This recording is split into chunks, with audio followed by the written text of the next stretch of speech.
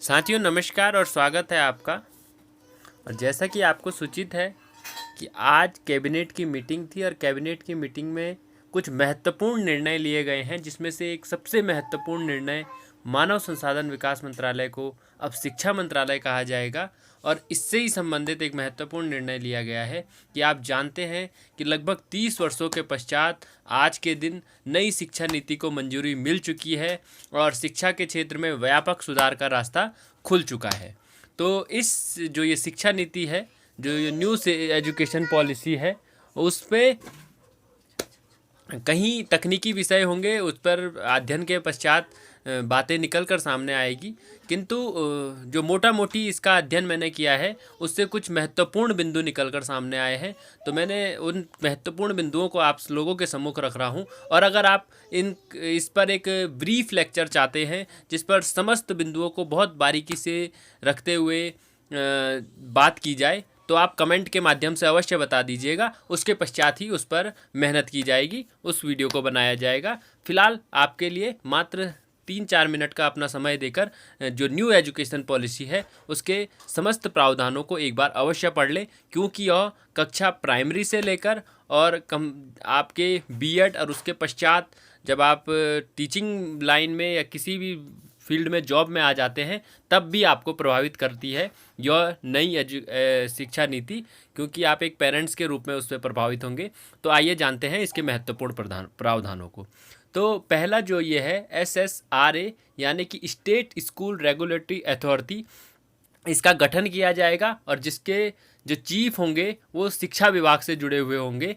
तो ये पहला पॉइंट है। दूसरा, 4 ईयर इंटीग्रेटेड बीएड, इसके अतिरिक्त 2 ईयर बीएड और 1 ईयर बीएड के कोर्स चलेंगे, यानी कि 3 प्रकार के बीएड होंगे। अगर कोई व्यक्ति इंटरमीडिएट के बाद बीएड करना चाहता है तो वो 4 ईयर का इंटीग्रेटेड बीएड कर सकता है। अगर कोई स्नातक के बाद बीएड करना चाहता है तो वो 2 ईयर का बीएड कर सकता है। और इसके अतिरिक्त अगर कोई व्यक्ति प्रास्नातक के पश्चात बीएड करना चाहता है तो वो 1 वर्ष का बीएड कर सकता है। इसके अतिरिक्त तीसरा जो पॉइंट है वो है ECCE, यानी कि early childhood care and education के अंतर्गत जो है प्री प्राइमरी शिक्षा आंगनबाड़ी और स्कूलों के माध्यम से दी जाएगी। उसके पश्चात जो TET है, आप जानते हैं टीचर एलिजिबिलिटी टेस्ट, यह अप टू सेकेंडरी लेवल तक लागू हो जाएगा। तो कहीं ना कहीं TET का जो लेवल है उसे बढ़ाया है। उसके पश्चात जो 5वां महत्वपूर्ण पॉइंट है वो है शिक्षकों को गैर शैक्षणिक कार्यों से हटाया जाएगा। एक बहुत ही महत्वपूर्ण निर्णय लिया है न्यू एजुकेशन पॉलिसी में हमारे पॉलिसी मेकरों ने, कि कहीं ना कहीं शिक्षकों को जो है गैर शैक्षणिक कार्यों से हटाना अति आवश्यक था। उनके ऊपर अत्यधिक कार्य बोझ क्योंकि आ चुका था इससे।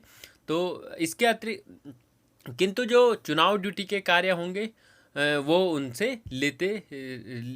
मतलब लिए जाएंगे और BLO की ड्यूटी से शिक्षक को हटा दिया जाएगा। इसके अतिरिक्त MDM का जो कार्य होता है उससे भी शिक्षक को हटा दिया जाएगा। इसके अतिरिक्त स्कूलों में MSc SDMC के साथ SCMC, यानी स्कूल कॉम्प्लेक्स मैनेजमेंट कमेटी बनाई जाएगी। तो यह भी एक महत्वपूर्ण निर्णय है। इसके अतिरिक्त शिक्षक नियुक्ति में डेमो स्किल टेस्ट और इंटरव्यू भी शामिल होंगे। तो यानी कि स्पष्ट हो गया है कि अब शिक्षक नियुक्ति में इंटरव्यू भी शामिल किए जाएंगे। नई ट्रांसफ़र पॉलिसी आएगी जिसमें ट्रांसफ़र जो है लगभग बंद हो जाएंगे। तो कहीं ना कहीं कर्मचारियों के लिए एक बुरी खबर यह है, और ट्रांसफ़र सिर्फ पदोन्नति पर ही दिए जाएंगे। तो एक अच्छा निर्णय है। ग्रामीण इलाकों में स्टाफ क्वार्टर बनाए जाएंगे केंद्रीय विद्यालयों की तर्ज पर। तो यह भी एक महत्वपूर्ण निर्णय है। RTE को कक्षा 12 तक या 18 वर्ष की आयु तक लागू किया जाएगा। तो RTE के दायरा को, या RTE आप जानते हैं राइट टू एजुकेशन, तो इसके दायरे को भी इस न्यू एजुकेशन पॉलिसी के माध्यम से बढ़ाया जा रहा है। मिड डे मील के साथ हेल्थी ब्रेकफास्ट भी स्कूलों में दिया जाएगा। 3 लैंग्वेज बेस्ड स्कूली शिक्षा होगी, जो कि पूर्व में से भी चली आ रही है। जो 3 लैंग्वेज बेस्ड स्कूली शिक्षा है वो पूर्व से चली आ रही है और कहीं ना कहीं ज़रूरी भी है। इसके अतिरिक्त फॉरेन लैंग्वेज कोर्स भी स्कूलों में शुरू होंगे, यानी कि फॉरेन लैंग्वेज जो कोर्स हैं उनको भी शुरू किया जाएगा स्कूलों में। विज्ञान और गणित को बढ़ावा दिया जाएगा। हर सीनियर सेकेंडरी स्कूल में साइंस और मैथ विषय अनिवार्य होंगे। तो वो पहले से भी अनिवार्य थे। स्थानीय भाषा में भी शिक्षा का माध्यम होगी, यानी कि ये महत्वपूर्ण निर्णय है कि स्थानीय भाषा भी शिक्षा का माध्यम होगी। एनसीईआरटी पूरे देश में नोडल एजेंसी होगी। स्कूलों में राजनीति व सरकार का हस्तक्षेप लगभग समाप्त हो जाएगा।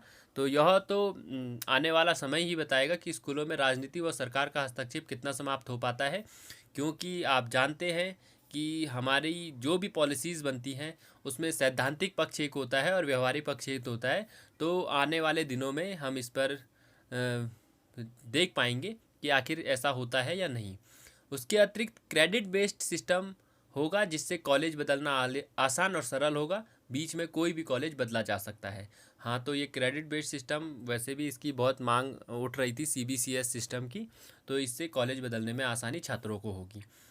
और जो अंतिम महत्वपूर्ण पॉइंट है वो है नई शिक्षा नीति में सिर्फ बीएड इंटर के बाद 4 वर्षीय बीएड, स्नातक के बाद 2 वर्षीय बीएड और प्रास्नातक के बाद 1 वर्ष का बीएड कोर्स लोगों छात्रों के माध्यम से किया जा सकता है। तो छात्रों के लिए जो टीचिंग लाइन में जाना चाहते हैं छात्र, उनके लिए एक बहुत ही अच्छी खबर यह है। तो आप लोगों को यह वीडियो कैसा लगा कमेंट के माध्यम से अवश्य बताएं। और मैंने जैसा पीछे भी कहा है कि अगर आप इसमें ब्रीफ में वीडियो चाहते हैं जिसमें मैं हर बिंदु को उसके तकनीकी पॉइंट्स उसमें, तो अगर आप इस प्रकार का वीडियो चाहते हैं तो आप कमेंट के माध्यम से अवश्य बताएं। और आप चैनल पर नए हैं तो चैनल को सब्सक्राइब करना ना भूलिएगा और लाइक अवश्य दबा दें।